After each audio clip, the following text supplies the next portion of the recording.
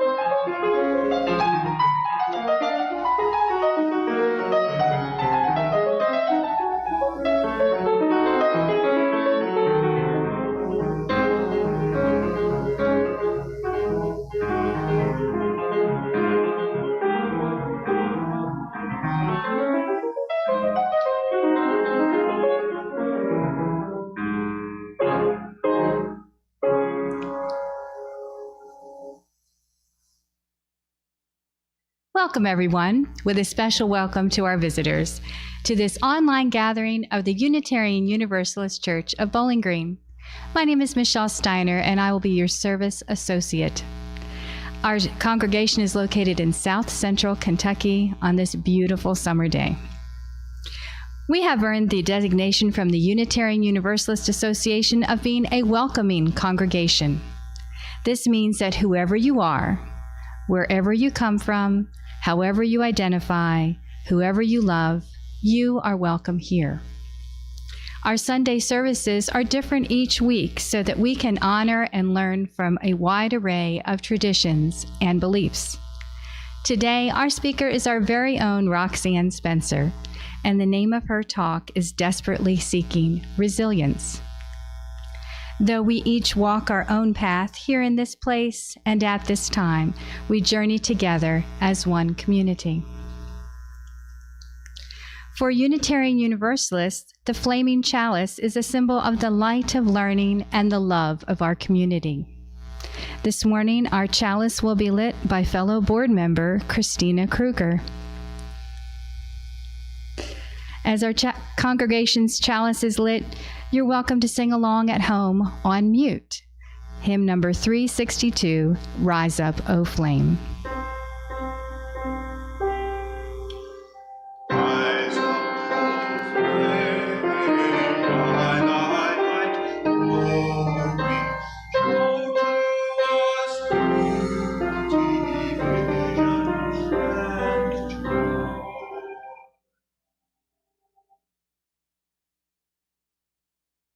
Our reading today is taken from the work Remember by Joy Harjo. Remember the sky that you were born under. Know each of the stars' stories. Remember the moon. Know who she is. Remember the sun's birth at dawn. That is the strongest point of time. Remember sundown and the giving away to night. Remember your birth. How your mother struggled to give you form and breath. You are evidence of her life, and her mother's, and hers. Remember your father. He is your life also. Remember the earth whose skin you are. Red earth, black earth, yellow earth, white earth, brown earth. We are earth. Remember the plants, trees, animal life, who all have their tribes, their families, their histories too. Talk to them, listen to them. They are alive poems. Remember the wind. Remember her voice. She knows the origin of this universe. Remember, you are all people, and all people are you. Remember, you are this universe, and this universe is you. Remember, all is in motion, is growing, is you. Remember, language comes from this. Remember, the dance language is that life is. Remember. And now, if you would, we're going to sing hymn number 3838. Morning has broken. Remember, stay on mute. Stay on mute. Morning has broken. Please sing loudly in your home so you won't hear what I sing.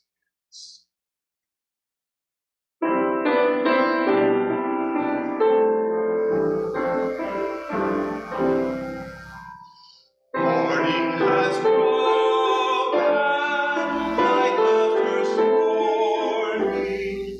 Blackbird has spoken like the first word. Praise for the singing, praise for the morning, praise for him springing fresh from the word. Sweet the rain snow from sunlit from heaven, like the first dew on the first grass. Praise for the sweetness, praise for the pardon, strong in completeness, where God's feet pass. Night is the sunlight, night is the morning, born of the one light, Eden's away. Praise with elation, praise every morning, God's recreation of the new day.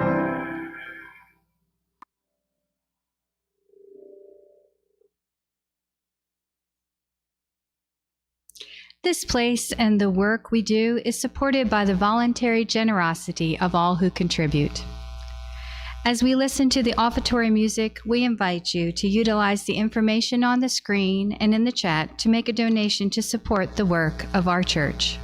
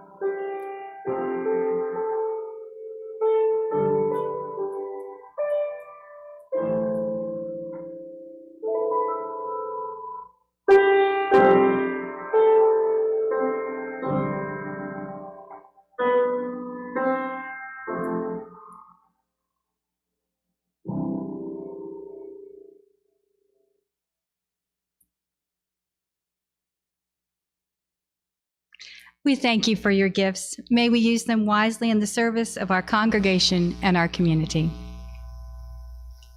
We will now have a few moments for meditation, reflection, or prayer. The singing bowl will lead us into a moment of silence. After the silence, we will sing Spirit of Life.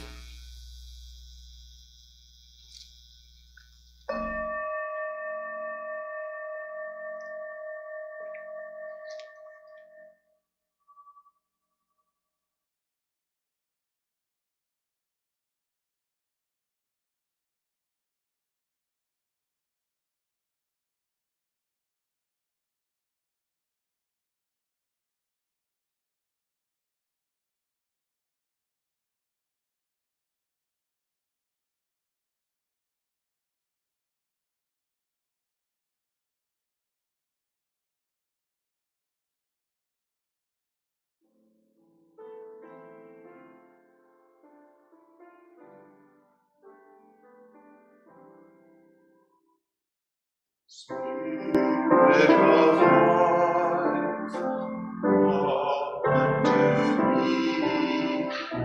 Sing in my heart all the stirrings of compassion.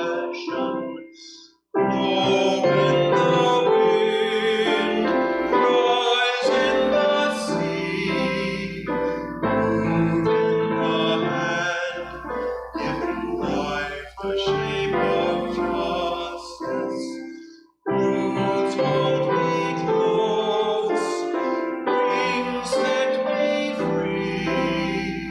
Spirit of life, come to me, come to me. As mentioned earlier, Unitarian Universalists have a wide array of beliefs, and the speakers at our Sunday service come from many traditions. Here to share her own thoughts today is Roxanne Spencer. Roxanne is the education librarian at Western Kentucky University. She is originally from New York City and a longtime and beloved member of our congregation. She spends her spare time with her friends, dogs, and long-distance family.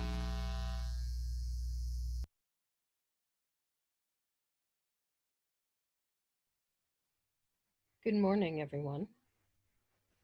Thank you for joining me today as I talk about desperately seeking resilience. Today, I'd like to share with you some practical tools for resilience.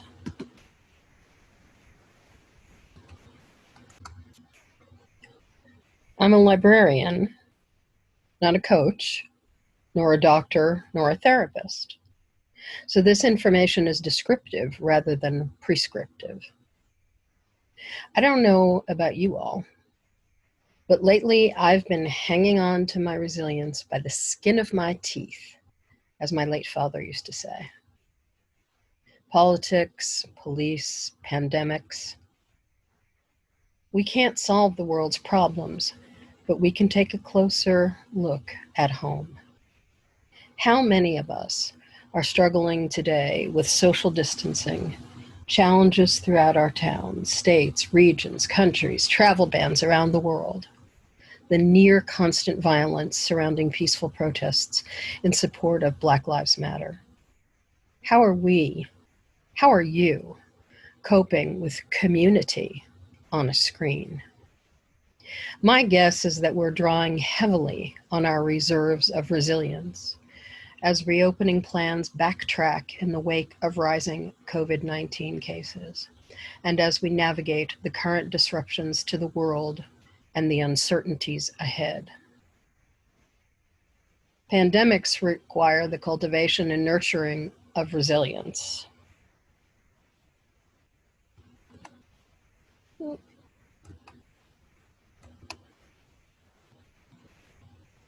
Resilience isn't a new concept. It's been around for a while. It's simply gotten a nip and tuck and is preening its wares throughout society these days, which isn't a bad thing. You may be familiar with its cousins: grit, bouncing back, toughness, fast recovery, letting things slide, going with the flow. According to the Stockholm Resilience Center, resilience is the capacity of a system, be it an individual, a forest, a city, or an economy, to deal with change and continue to develop.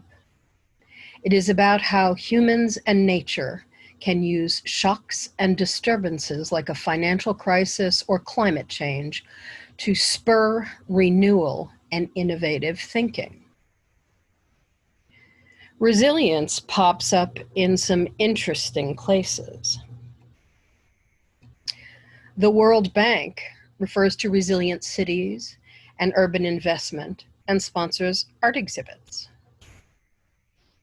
Business, of course, successfully navigating the shark-infested, or is it shark-invested, waters of modern capitalism takes a lot of resilience. Philosophy, yo, Stoic dudes, we hear ya. But education, healthcare, poetry, religion?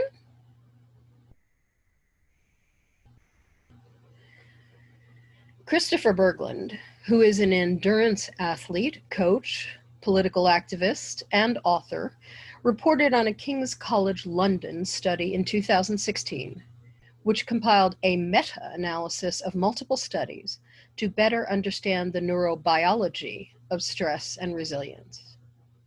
But there are also many studies that have identified how factors such as social support, personality, temperament, and physical fitness play a pivotal role in levels of resilience.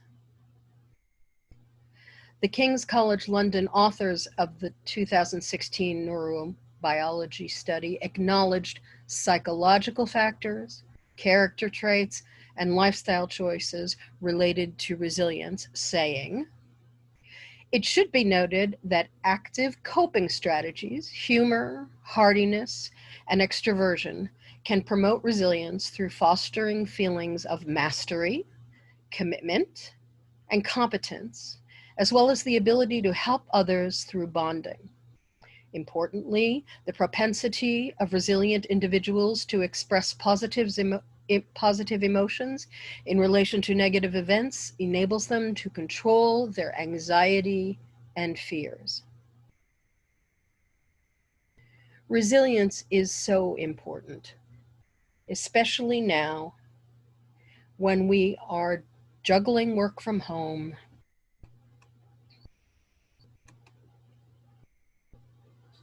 struggling through unemployment, putting food on the table, paying the bills, navigating non-traditional instruction, giving our kids constructive playtime, staying healthy at home, trying to be healthy at work, embracing or flaunting the mask, missing our friends and family, and warbling the 20-second chorus of Jolene 20 times a day as we wash our hands. These all require resilience with a capital R. So resilience, I have a couple of questions. What makes us resilient? Why are some people more resilient than others? Why is resiliency sometimes so elusive? There are lots of good articles and lists online about building resilience. There are all kinds of strategies for cultivating resilience mentally, emotionally, and physically. I will briefly cover a few of those lists today. But first, let me pause here for a public service announcement. Are you finding your reserves of resilience drying up? Are you someone who struggles to bounce back from too many social media news and doom quotes? Take a break. Give yourself a break. Change your routine. Watch a movie. Watch the birds in your backyard. Play your favorite songs. Sing. Call a friend. Help is out there. Please seek help if you feel overwhelmed.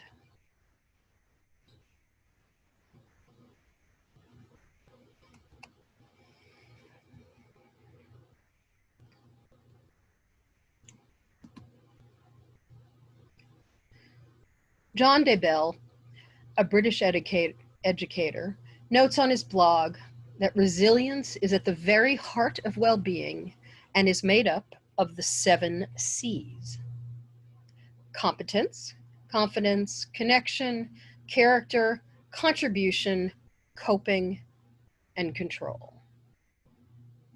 From the 7 C's perspective, resilience is akin to emotional intelligence, which is the ability to understand, use, and manage your own emotions in positive ways to relieve stress, communicate effectively, empathize with others, overcome challenges, and diffuse conflict.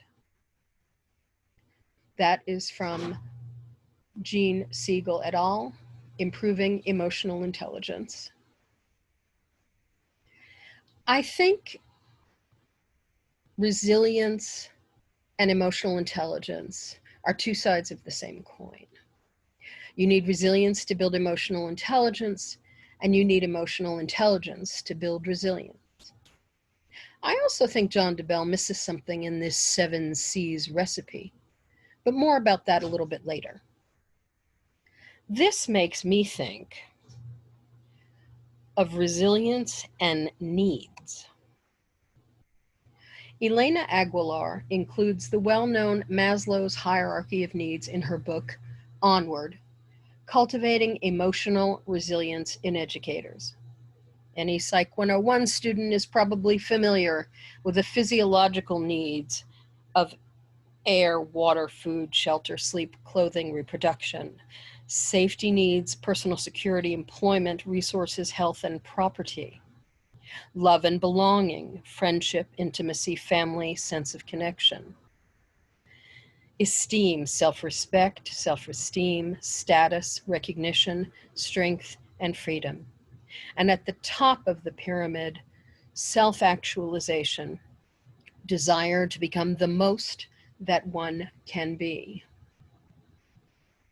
Aguilar also notes the work of social neuroscientist Matthew Lieberman, who argues that social connection, love and belonging, is our primary need and should be at the base of the pyramid.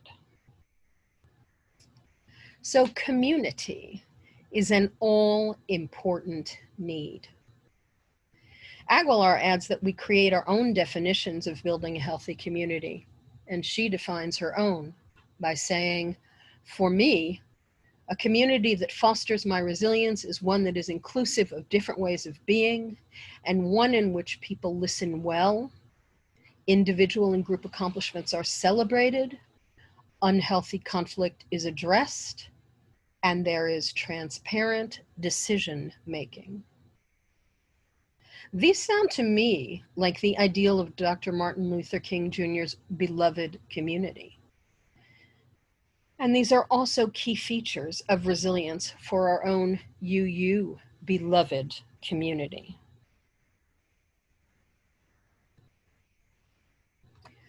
Let's connect the idea of community with story. Elena Aguilar encourages us in chapter 3 of Onward to tell empowering stories because your thoughts are the keys to unlocking reserves of resilience. How you interpret and make sense of events is a juncture point where emotional resilience increases or depletes. You make the choice to tell about what story to tell. When you tell empowering stories, your optimism may expand, and optimism is a key trait of resilient people. So stories, the words we choose to say to ourselves and to each other, have a powerful impact on our resilience. Stories, metaphors, analogies, and resilience. I found an interesting analogy in the UU World website in an article called What Sustains Your Breath. Trudy Frizzell works with childcare professionals who help children in extenuating circumstances. In this short essay, she likens resilience to scuba diving, engaging the diver's need for oxygen, pacing, and knowing when and how to head back up to the surface. Frizzell says, Unitarian Universalists are often drawn to this faith because we believe that a better world is possible and we want to join with others to make it so. Yet in these times, so many of us are feeling the weight of just one more senseless tragedy, just one more example of abuses of power, just one more event in the world which we feel powerless to do anything about. In our daily lives, we often feel like we are moving through the world at an unsustainable pace, like we cannot catch our breath, like we are drowning. Frizzell makes some key points. What reserves am I starting with? Are my reserves nearly full or almost depleted? What habits and practices will sustain me? I need to keep track of my reserves. I need to make sure I have enough for myself so that I can be helpful to others. What do I need to refuel? Rest, friends, a nourishing meal? Who can I count on to be with me for the good and the bad times? Who can I debrief with to gain perspective? What Frizzell is talking about is mindfulness, awareness, care. Borrowing from mindfulness practice, building resilience means taking care of yourself, taking needed breaks to gather yourself, to boost your resilience. As many of us know, practicing mindfulness can quiet the brain's stress response. When you notice you are feeling tense, try this 5, 4, 3, 2, 1 technique. It taps into your senses to bring yourself back to the present moment and hopefully a chance to rejuvenate your sense of resilience. This is a grounding exercise that you can do by taking just a few deep breaths. Identify 5 things you can see, 4 things you can feel, 3 things you can hear, 2 things you can smell, 1 thing you can taste.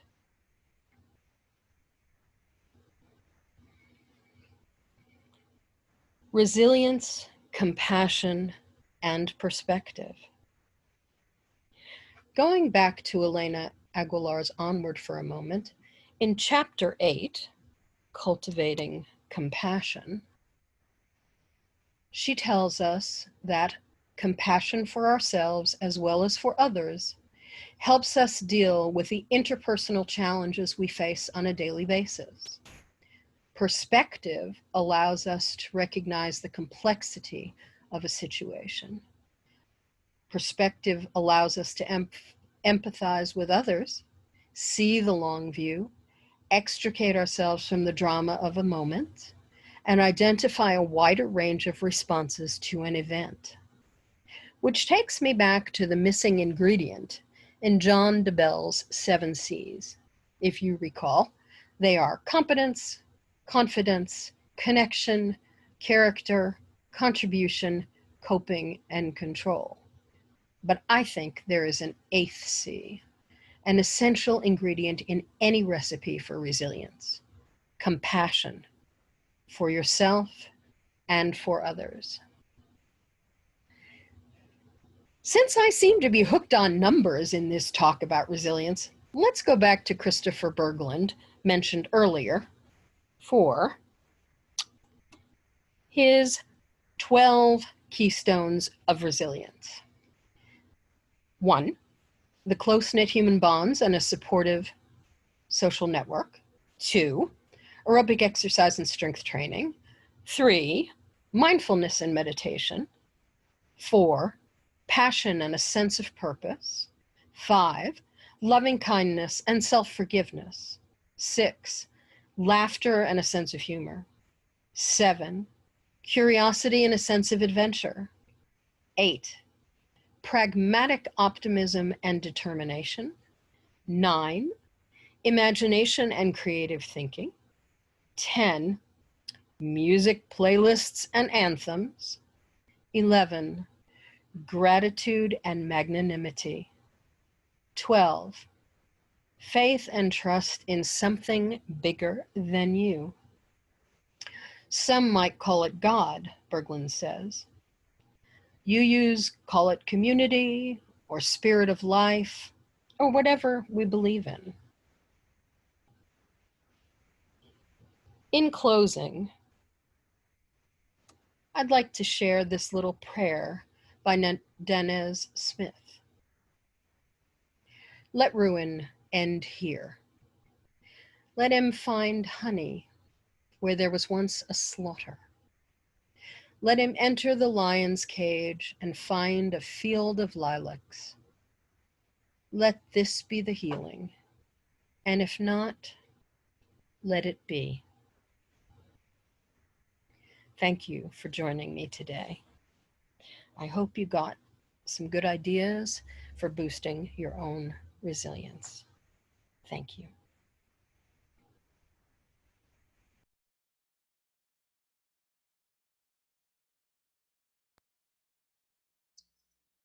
Now let's sing hymn number 95, There Is More Love Somewhere. And again, please stay at mute at home, but sing out loud so you won't know when I'm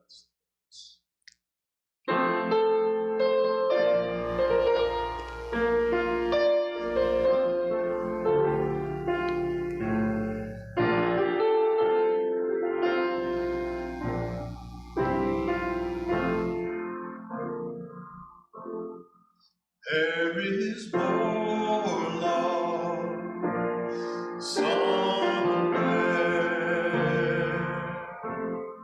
There is more love somewhere.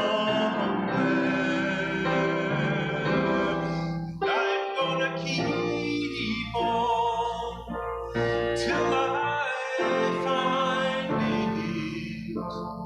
There is more somewhere. There is more peace somewhere. There is more peace somewhere. I'm gonna keep on till I find it. There is more peace somewhere. There is more hope somewhere. There is more hope somewhere. I'm gonna keep on till I find it.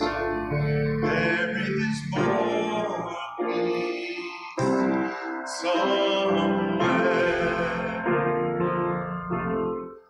There is more joy somewhere.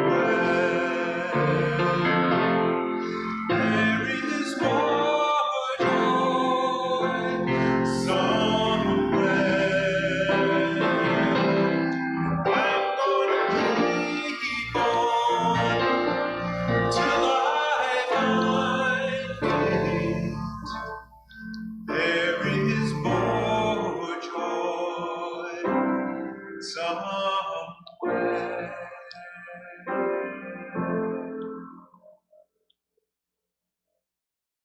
Thank you, Forrest, for that beautiful music.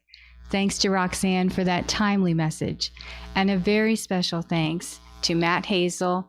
He is running our technology. It took him many hours to set this up. This is our first live stream, and we are deeply indebted to you, Matt.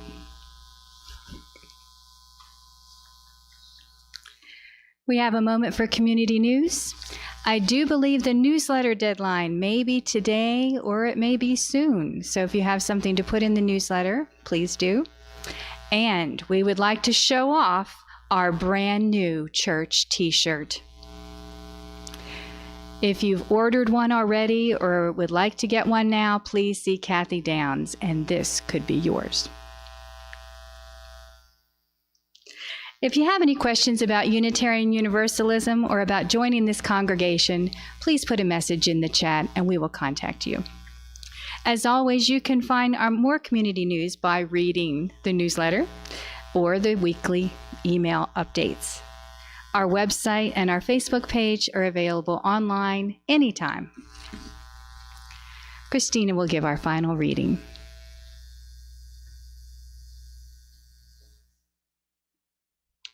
We would like to leave you with a poem about resilience by the Reverend Margaret Weiss. This recipe has been tweaked over time, so adjust as necessary. Sometimes it yields more servings than anticipated. Sometimes it needs a bit more of this ingredient or that. It comes from generations who have gone before me, and I've added my own flavor along the way.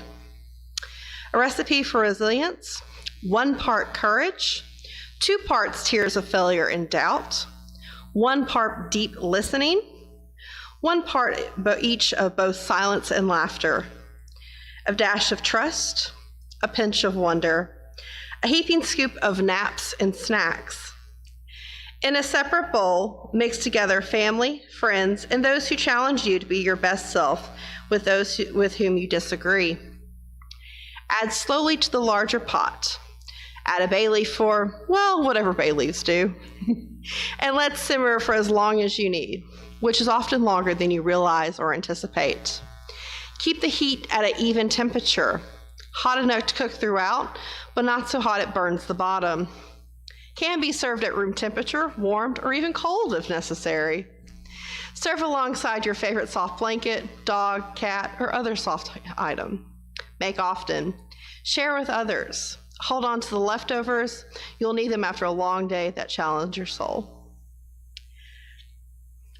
As our gathering ends, we will extinguish the flame of our chalice, but not the light of the truth, the warmth of our community, or the fire of commitment. These we carry in our hearts wherever we go.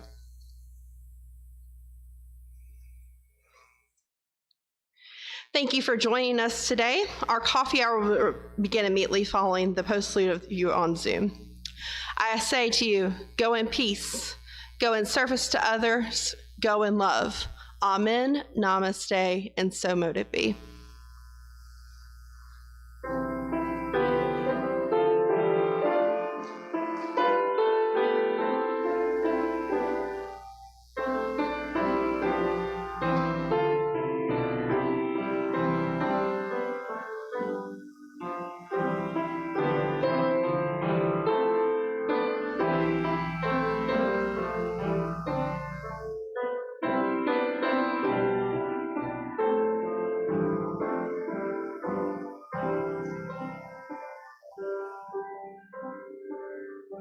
Go now in peace, go now in peace.